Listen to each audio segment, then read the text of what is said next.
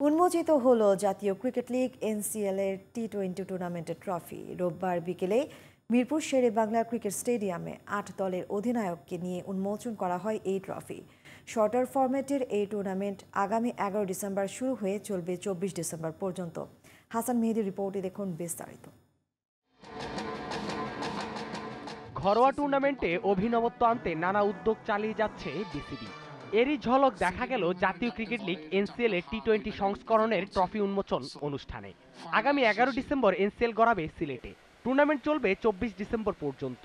রোববার বিকেলে মিরপুরের হোম অফ ক্রিকেটে ৮ দলের ক্যাপ্টেন ও বিসিবি কর্মকর্তাদের উপস্থিতিতে উন্মোচন করা হয় এই ট্রফি।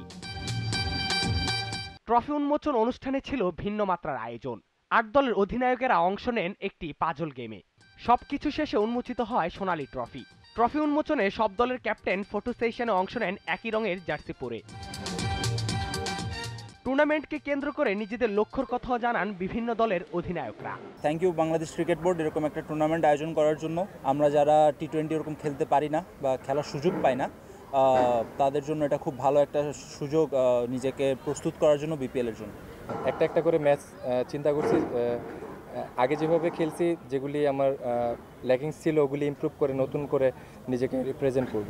অনুষ্ঠানে উপস্থিত ছিলেন বিসিবির পরিচালক নাজবুল আবেদিন ফাহিম সিনহা ও বিসিবির প্রোগ্রাম কোঅর্ডিনেটর মিনহাজুল আবেদিন নান্নু।